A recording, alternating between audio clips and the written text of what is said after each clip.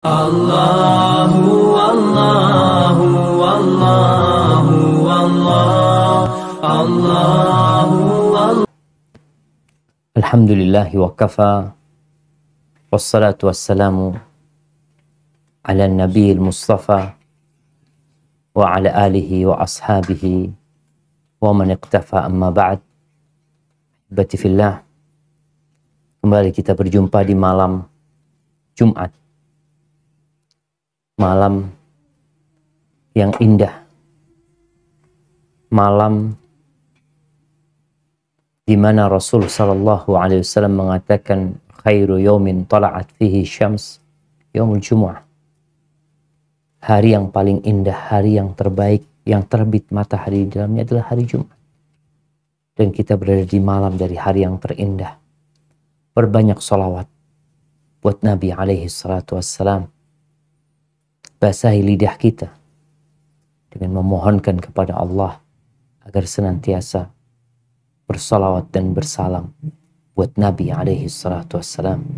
Innallaha wa malaikatahu yusalluna 'alan nabi ya ayyuhalladzina amanu sallu 'alaihi wa sallimu taslima. Amma ba'd, ahibati fillah, kita berada di zaman di mana semua orang tanpa terkecuali mereka dapat mengungkapkan isi hati mereka, baik itu lewat lisan atau tulisan, di mana seakan semua orang memiliki mimbar, memiliki mikrofon yang dengannya dia dapat berbicara semau dia. Sehingga kita melihat banyaknya omongan-omongan, tulisan-tulisan yang terkadang tidak terkontrol, sehingga pemerintah sendiri kelabakan. Akhirnya muncullah undang-undang ITE. Untuk apa? Untuk memberikan kontrol. Ahibati fillah, Hasan al-Basri, seorang tabi'in, dia berkata, kunna fi aqwamin yunfiquna awraqahum wa yukhazzinuna alsinatahum. Kita sempat hidup di satu masa, di satu zaman di mana orang-orangnya mereka menginfakkan uang mereka dan menyimpan lisan mereka. Mereka banyak beramal, mereka banyak membantu, dan mereka banyak diam. Yang mereka keluarkan adalah uangnya, yang mereka simpan adalah lisan. Wa inna baqina fi aqwamin. Kita sekarang hidup di masa di mana generasinya yursiluna alsinatum. Kerjaannya ngomong doang. Lisannya dia tebar. Wa yukhazzinuna awraqahum. Tapi pelit dengan hartanya. Hartanya disimpan, ngomong doang. Ucapan Hasan al-Basri ini adalah pada abad pertama Hijriah. Bagaimana dengan zaman kita? Ahibati fillah, kita semua tahu bahwa tujuan kita diciptakan adalah untuk mengabdi kepada Allah Azza wa Jalla. Firman Allah di surat Adz-Dzariyat yang sering kita dengar, "Wa ma khalaqtul jinna wal insa illa liya'budun." Tidaklah aku ciptakan bangsa jin dan manusia kecuali untuk beribadah, agar mereka mengabdi kepada. Kita diperintahkan untuk beramal. Dan ternyata kalau kita lihat di antara semua amal raga kita, lisan adalah yang paling banyak beramal.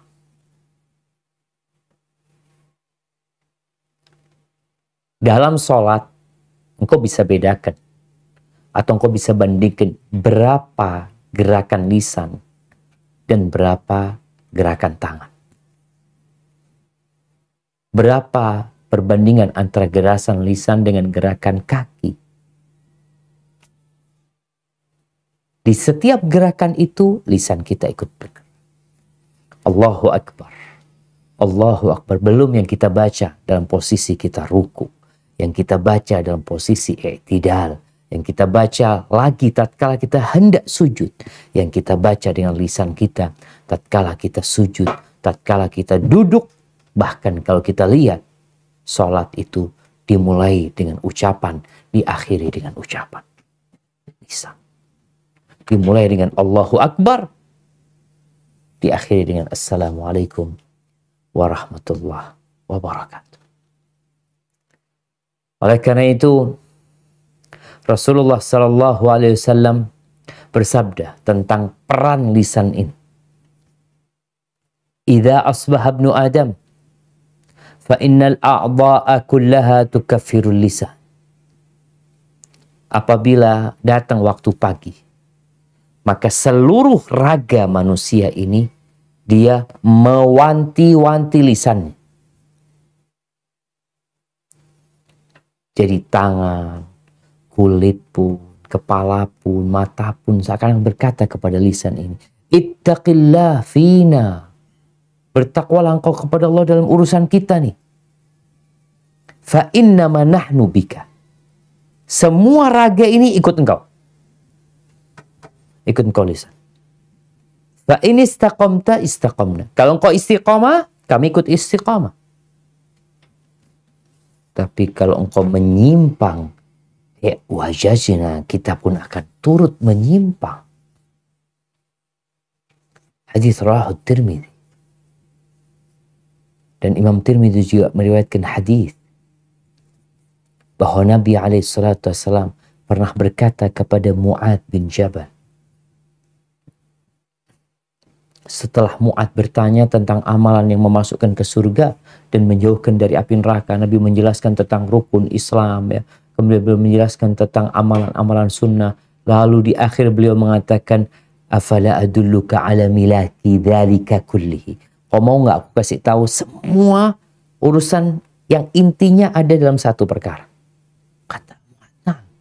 Lalu Nabi SAW mengeluarkan lisannya. Beliau memegang lidahnya sambil mengatakan, kuffa alaika hadha. Tahan lisan. Jaga lisan. Lalu Mu'ad berkata, ya Rasulullah, wa inna la mu'akhadhuna bima natakallamu bihi. Apakah kita akan diberi hukuman, diazab gara-gara lisan kita? Nabi mengatakan kepada Mu'ad, takilatka ummuka ya Mu'ad. Suatu ucapan yang mengandung teguran keras kepada Mu'ad. Wa hal yakubun nas finnari ala wujuhihim au ala manakhirihim illa hasaidu alsinatim. Wah, itu orang-orang yang tersungkur di dalam neraka, di wajah mereka, di hidung mereka. Karena apa? Karena lisan mereka. Maka kalau kita bicara, kita harus belajar diam sebagaimana kita belajar berbicara. Jadi sebenarnya diam itu kita nggak belajar. Tapi bawaan kita. Bukankah kita keluar dari perut ibunda kita nggak bisa berbicara, lalu kita diajarin berbicara. Diajarin ngomong, umma, abah, diajarin ngomong, minta susu, mau minum air, ya, mau pipis, diajarin kita ngomong. Ketika kita udah pinter ngomong, kita lupa untuk diam.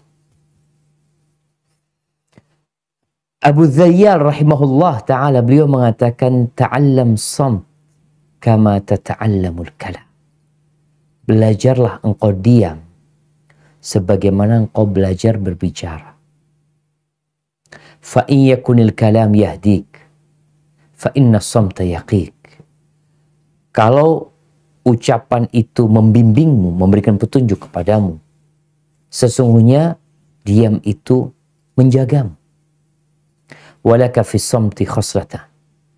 Ada dua keistimewaan dalam berdiam. Ta'khud bihi ilma man huwa a'lam minka. Dengan engkau diam, engkau dapat ilmu dari orang yang lebih alim dari diri. Jadi kita dengan dia mendengarkan orang berbicara, mendengarkan orang menjelaskan. Kayak sekarang nih jamaah pada diam, pada nggak boleh ngobrol sendiri, dengerin ustadz ceramah. Selesai itu dapat apa? Dapat ilmu. Wa tadfa bi anka man huwa ajdal minka. Dengan engkau diam, engkau dapat menolak keburukan orang yang pintar ngomong, yang hendak mendebat dirimu. Karena engkau diam, ya dia nggak bisa berdebat. Karena engkau diam. Maka kita perlu kembali mengulangi masa lalu kita tatkala kita nggak bisa berbicara. Tapi dulu kita nggak berbicara karena memang karena nggak bisa bicara. Belum bisa berbicara. Sekarang kita udah pintar ngomong. Maka kita perlu belajar menahan diri yang ingin ngomong. Karena manusia itu memang suka bicara. Tapi dia lupa bahwa semua yang keluar dari lisannya itu dicatat. Apa kata Allah Azza wa Jalla di surat Qaf ayat 18? Nah. Bismillahirrahmanirrahim. Ma yalfidhu min qawlin illa ladayhi raqibun atid. Tiada suatu ucapan pun yang diucapkannya melainkan ada di dekatnya malaikat pengawas yang selalu hadir. Ya. Sampai para ulama menyebutkan bahwa semua yang diomongkan oleh manusia itu dicatat. As-Sam'ani dalam tafsir yang mengatakan qala al-Hasan, ini Hasan al-Basri, yaktubul malakani kulla syai'. Malaikat itu mencatat segala sesuatu. Hatta qawlahu li jariyatihi isqinil ma. Sampai dia mengatakan kepada budaknya, ambilkan air buat aku, kasih aku air, ambilkan sandalku, berikan kepadaku pakaianku. Semuanya ditulis. Wa yuqal, dan ada yang mengatakan yuktab kullu syai' hatta safirahu bi syurbil ma. Sampai suara dia minum air, itu pun ditulis. Allah Azza wa Jal mengatakan wa inna alaikum lahafidh. Ada bersama kalian malaikat-malaikat yang selalu mengawasin kalian. Jagain kalian. Kiraman katibin. Mereka malaikat-malaikat yang mulia dan mencatat. Kalau sekarang banyak orang tidak lagi berucap dengan lisannya, tapi dengan tulisannya, maka dia lebih mempersaksikan untuk dirinya apa yang dia perbuat. Ini loh tulisanmu. Mungkin kalau aku nggak ngomong itu, ini siapa yang nulis? Engkau yang menulis. Jadi sejatinya manusia tatkala berkomentar, tatkala menulis sesuatu yang terkadang membuat keributan tulisan dia itu, sejatinya dia sedang menulis di rapot dia sendiri. Yang kelak pada hari kiamat akan dikatakan kepada kita, Iqra kitabak, baca kitabmu. Ini loh tulisanmu. Kafa binafsikal yawma alaika hasiba. Cukup engkau yang mengaudit dirimu sendiri. Engkau yang menghisap dirimu sendiri. Ahibati fillah. Sebuah studi yang dilakukan di Amerika. Ya nggak tahu benar apa salah. Ana hanya menukil. Disebutkan bahwasanya seorang perempuan itu bisa mengucapkan dalam sehari 20.000 kata. 20.000 kata. Sementara laki-laki hanya 7.000 kata per hari. Subhanallah. Manusia suka ngomong. Tapi ternyata perempuan itu lebih banyak ngomong. Terus masalahnya apa? Allah menciptakan wanita berbeda dengan laki-laki. Wanita tuh dengan banyak ngomong, sejatinya itu bahan untuk mendidik anak-anak. Kalau seorang ibu yang diem aja, anaknya nggak bisa ngomong akhirnya. Tapi karena ibunya kalau gendong anaknya Sambil dia ngomong, ini anaknya siapa ini?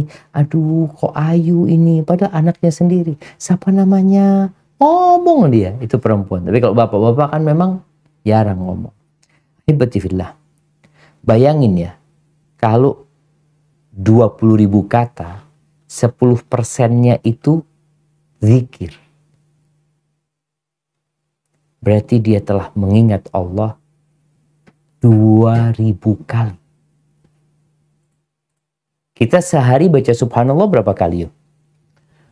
Kalau kita baca, anggap kita 100 ya subhanallah, alhamdulillah. Terus Allahu Akbar 100 sekali sholat. Berarti kalau 5 waktu kita udah mengucapkan 500 kali. Belum zikir-zikir yang lain. Namun banyak manusia yang ternyata omongannya itu mayan fa'ya, gak berguna. Sekarang banyak acara di televisi itu acara ngomong. Ngomong, bas. Ngundang orang untuk ngomong ke timur, ke barat, ke utara, ke selatan. 1,5 jam, 1 jam, ketawa-ketawa, TV ini, TV itu. Apa nggak sadar mereka bahwa ada malaikat yang mencatat semua ucapan mereka? Dan Allah Azza wa Jalla di surat An-Nisa ayat 114 mengingatkan manusia agar mereka hati-hati kalau ngomong. Apa kata Allah Azza wa Jalla? Di surat An-Nisa ayat 114. Nah. A'udzu billahi minasyaitonir rajim.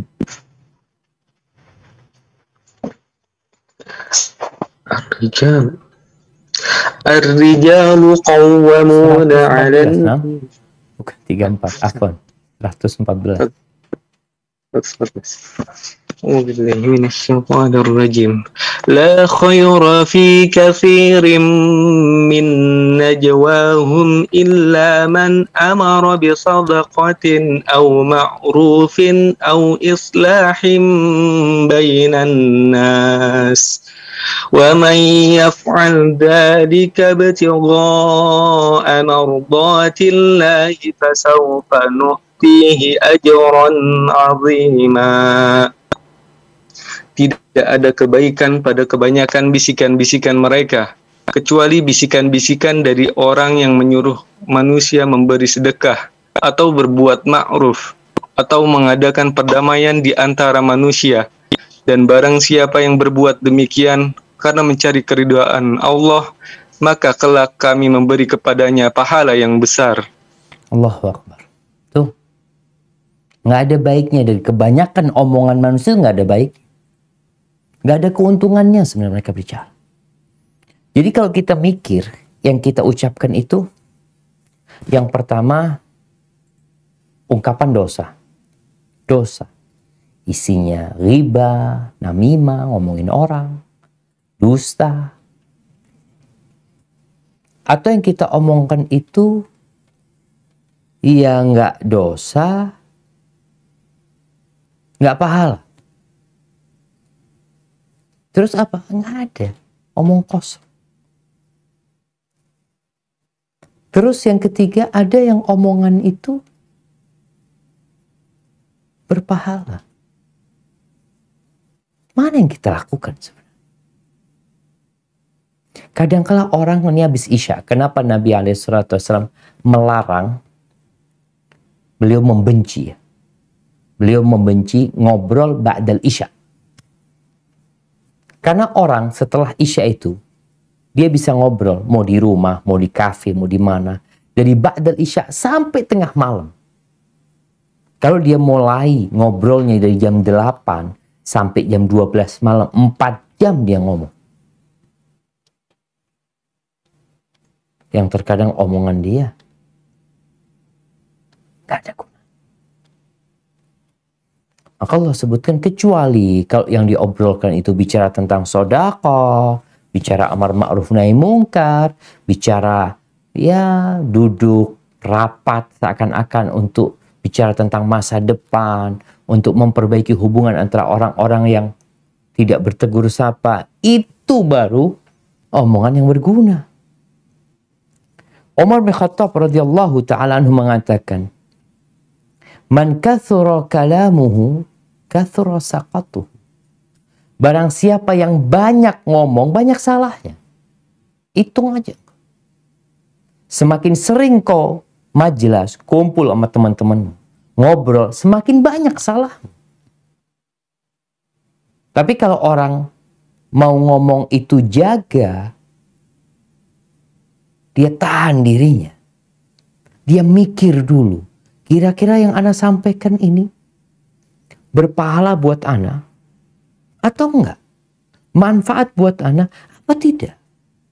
Jangan-jangan ana ngomong buat orang sakit hati. Nabi SAW mengarahkan manusia untuk lebih banyak diam daripada berbicara. Bahkan dalam hadis yang diriwayatkan Imam Bukhari dan Muslim, beliau mengatakan, "Man kana yu'minu billahi wal yaumil akhir falyaqul khairan aw liyasmut." Barang siapa yang beriman kepada Allah dan hari akhir, hendaklah dia berbicara yang baik atau diam. Jadi orang diam itu tanda beriman dengan Allah dan hari akhir. Jadi kau ingin tahu orang ini beriman nggak ya sama Allah dan hari akhir? Coba engkau lihat. Ngomongnya baik nggak? Tuh ngomongnya kasar, kotor. Yang menunjukkan keimanan dia kepada Allah dan hari akhir lemah sekali. Karena orang yang yakin omongan dia dicatat, yakin omongan dia akan disidangkan nanti, omongan dia dapat menyeret dia ke neraka, kalau dia yakin dengan hal itu, dia akan tahan diri. Sekarang aja di Indonesia dengan adanya undang-undang ITE itu, mulai orang-orang ngomongnya nggak sembarangan. Mulai takut dia. Karena dia tahu ada yang dilaporkan, bahkan ada yang masuk penjara. Ada yang ditahan. Bagaimana dengan persidangan akhirat yang akan ditegakkan? Maka tanda-tanda orang beriman kepada Allah dan hari akhir, ngomongnya baik atau dia diam. Kalau dia nggak punya bahan yang untuk diobrolkan, maka dia diam. Dan nasihat buat teman-teman yang kadang-kala masih suka ngobrol, tolong engkau menjadi pembuka majelis itu dengan kebaikan. Jadi kalau awal ngobrolnya, biasanya kan mereka memang nggak ada bahan yang mau diobrolkan. Tahu-tahu, ayo duduk ke rumah. Atau di mana, ngobrol, ketemu di sana, ngopi ini itu. Biasanya mereka memang nggak ada bahan. Mau ngobrolin apa nggak ada. Maka apa yang menjadi awal pembukaan, biasanya itu yang akan diobrolkan. Maka tatkala engkau ada di tengah-tengah majelis itu, mulailah dengan kebaikan. Sehingga obrolan itu semuanya tentang kebaikan. Dan Nabi SAW bersabda dalam hadis riwayatkan Imam Ahmad, "Man somata najah." Barang siapa yang diam, dia bisa berbicara tapi dia tahan diri. Selamat tuh orang. Kenapa? Ya orang kalau sudah banyak ngomong banyak salah. Dan kita lihat bagaimana Rasulullah SAW. Beliau manusia terindah yang pernah ada di muka bumi. Bagaimana gaya hidup beliau dalam urusan berbicara. Yang kita yang mengaku sebagai umatnya, iya, contoh Nabi SAW. Jangan cuma ngomong doang. Aku cinta sama Nabi. Simak ibn Harb berkata kepada seorang sahabat, Jabir bin Samurah. Dia kepingin bertanya, kepingin tahu gimana sih hidupnya Nabi SAW. Akunta tujali Rasulullah SAW. Apakah engkau duduk bersama Nabi SAW? Bayangin ya, tabi'in ini gak pernah ngelihat Nabi, dia ngelihat para sahabat. Betapa indahnya hidup bersama Nabi. Maka dia tanya sama Jabir bin Samurah, engkau duduk nggak sama Nabi SAW? Qala na'am. Iya. Wa kana tawil as-samti qalil ad-dhahik. Beliau orangnya itu panjang diamnya, sedikit tertawa. Wa kana ashabuhu yadhkuruna 'indahu asy-syi'r wa asya' min umurihim. Dan biasanya sahabat-sahabat cerita ya tentang syair-syair, tentang urusan-urusan mereka. Fayadhakun.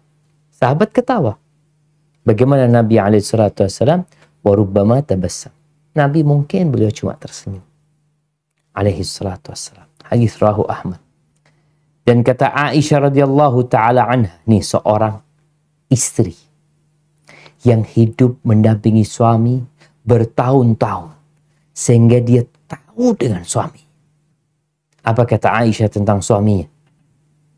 Radhiyallahu taala anha, anna an-nabiy sallallahu alaihi wasallam kana yuhadditsu haditsan law addahu al-'ad la ahsa. Nabi SAW tuh kalau lagi ngobrol sama para sahabatnya, cerita sama para sahabatnya, beliau tuh omongannya bisa dihitung loh. Jadi kalau ada orang yang mau ngitung berapa kalimat yang Nabi ucapkan, bisa dia menghitung.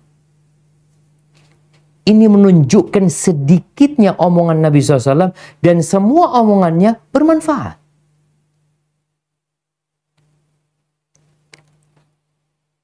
Maka kita perlu ngomong secukupnya.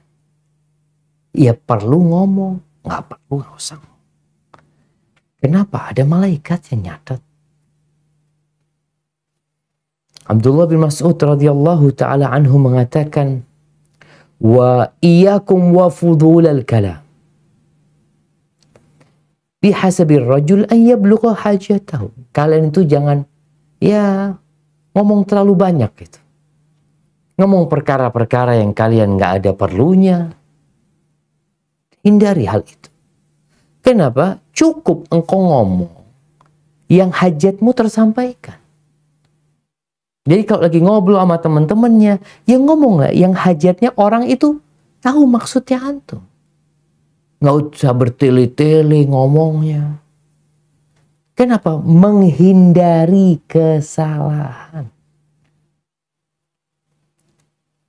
Apa kata Anas bin Malik radhiyallahu ta'ala? Kalau kita melihat nih, para sahabat itu mengajarkan kepada para tabi'in, kepada generasi yang selanjutnya, agar mereka menjaga lisan mereka, agar mereka belajar diam sebagaimana mereka belajar berbicara.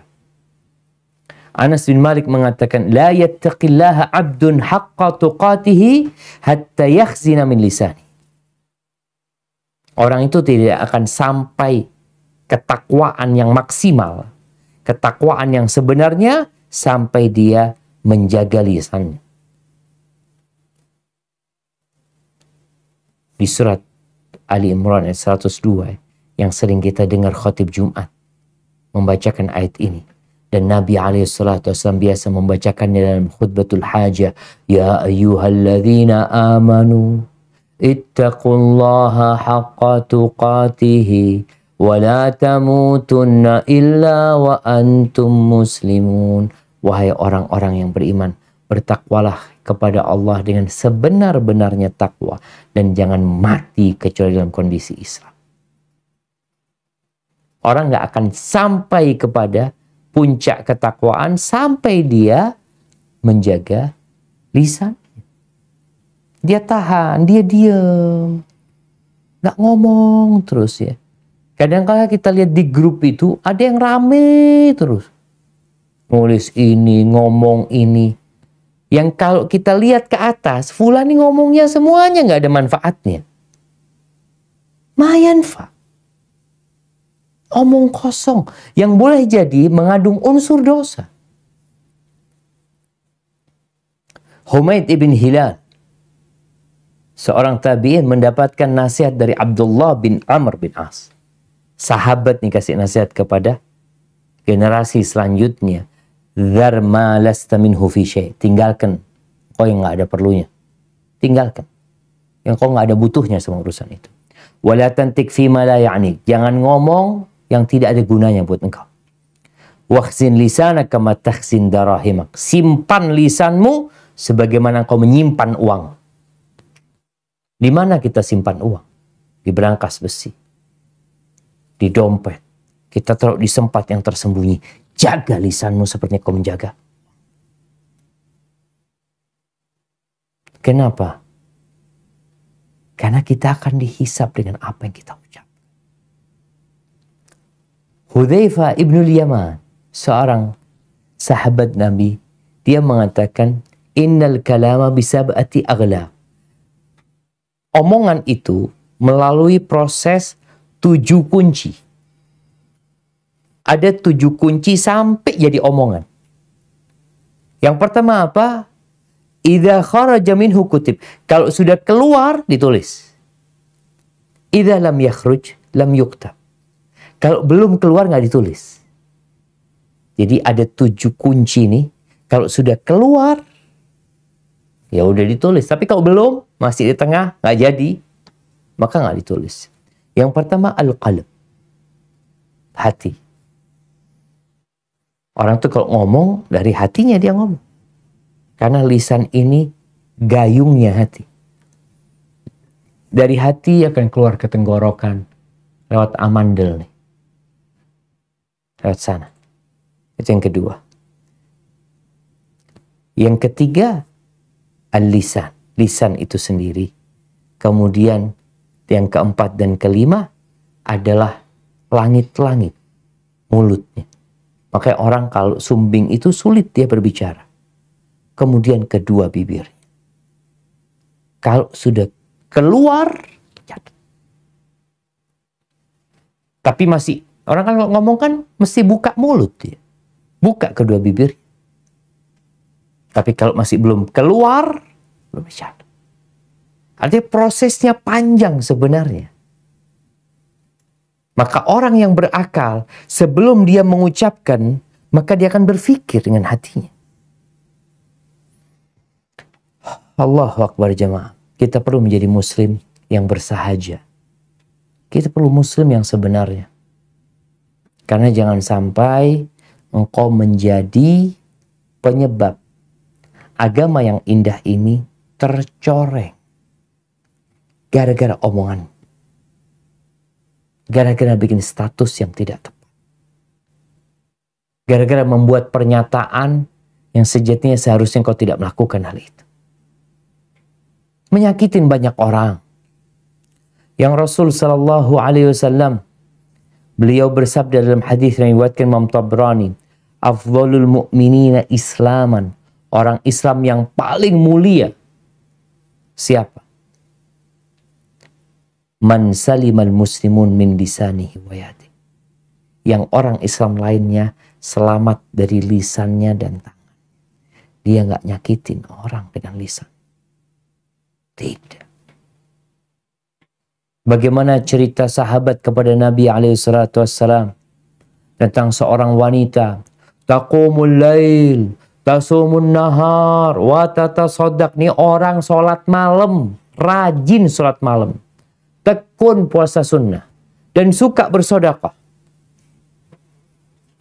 Tapi masalahnya dia itu di lisannya itu pedes kalau ngomong. Tu'dhi jirana. Suka menyakiti tetangga. Apa kata Nabi SAW? La khair. Nggak ada baiknya nih perempuan. Iya finnar. Di neraka tempat. Gara-gara apa? Gara-gara nggak belajar diem. Ada perempuan yang ember ya. Ngomong yang kadang-kala membuat tetangganya sakit hati. Dan dia nggak peduli dengan itu. Malaikat peduli. Malaikat mencatat. Mungkin kau tidak peduli. Mungkin kau menganggap biasa. Tapi malaikat akan mencatat. Bahwasanya omonganmu telah membuat tetangga-tetanggamu tersakiti hati. Terus gimana cara kita belajar diem? Ini poinnya. Terus gimana saat supaya kita ini, ya tadi, kita belajar diam sebagaimana belajar berbicara. Yang pertama adalah mengetahui keutamaan diam dan bahaya berbicara. Udah kita bahas tuh. Kau dengar sudah ayat-ayatnya. Sabda Nabi SAW, ucapan para sahabat yang mereka menegaskan bahwasanya pentingnya diam. Terus yang kedua, kuatkan imanmu. Bahwasanya akan ada hari kau dihisab dengan semua yang kau ucapkan. Sehingga keimanan ini menjadi motor penggerak engkau untuk diam. Mau ngomong, ini omonganku kira-kira dicatat di timbangan kebaikan atau keburukan.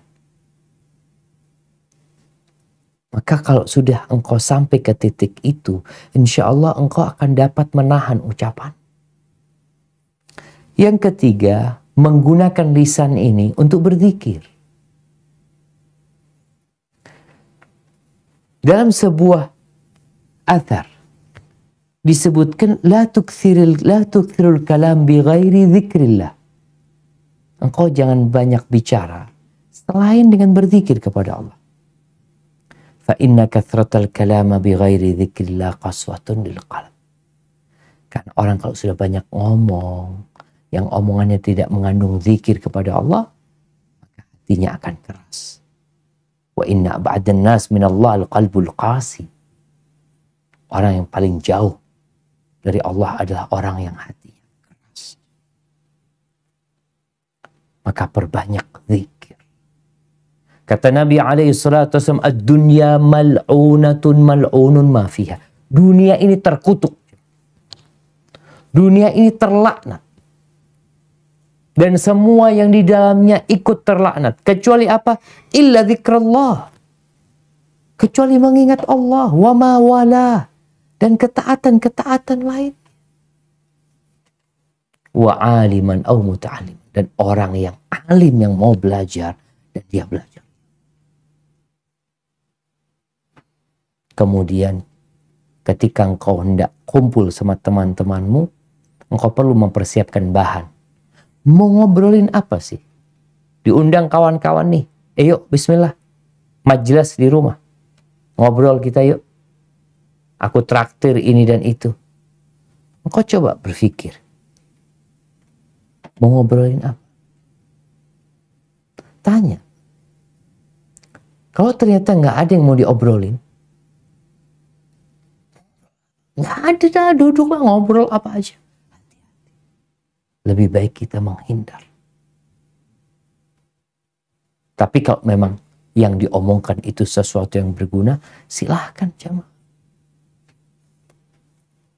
Kemudian tatkala duduk, ngobrol di sana, dan ternyata ada obrolan yang dimurkai oleh Allah Azza wa Jalla. Apa sikap kita? Diam? Di sini engkau berbicara. Rasul SAW mengatakan, man ra'a minkum mungkaran falyughayyirhu biyadihi. Barang siapa di antara kalian melihat kemungkaran, hendaklah dia merubah dengan tangannya. Dia rubah dengan tangannya. Nggak mampu, maka dengan lisannya. Ini saatnya engkau berbicara. Tatkala melihat kemungkaran terjadi, tahu-tahu ini ghibain saudaranya, berburuk sangka sama saudaranya, menuduh saudaranya melakukan perbuatan dosa. Apa yang seharusnya dia lakukan? Dia rubah dengan lisannya. Kasih tahu. Kadangkala kita jamaah membiarkan kesalahan itu terjadi. Disinilah engkau berbicara. Ketika ada manfaatnya, engkau berbicara. Nggak ada engkau diam. Ketika engkau tidak mampu ingkar mungkar dengan lisanmu, engkau membenci kemungkaran itu dengan hatimu, tapi konsekuensinya kau harus tinggalkan tempat itu. Tinggalkan tempat itu. Kenapa? Karena Allah udah gak ridho dengan adanya kemungkaran yang terjadi lalu engkau mendiamkannya. Kemudian ahibati fillah. ketika selesai ngobrol sama teman-teman kita, jangan lupa untuk membaca doa kafaratul majlis. Yang mungkin di situ ada omongan yang kurang berguna, omongan yang tidak seharusnya diucapkan. Karena doa kafaratul majlis itu bukan untuk selesai kajian ya. Bukan. Tapi untuk selesai ngomong. Selesai kita kumpul sama kawan-kawan kita. Ingatkan kalau mau pergi, jangan lupa baca doa kafaratul majlis semua. Bukan ucapan yang dipimpin bersama. Enggak, setiap orang mengucapkannya. Dengan lisan yang penuh dengan keyakinan dengan hatinya. Dia memohon kepada Allah Azza wa Jal. Subhanakallahumma bihamdika. Asyhadu an la ilaha illa anta astaghfiruka wa atubu ilaik.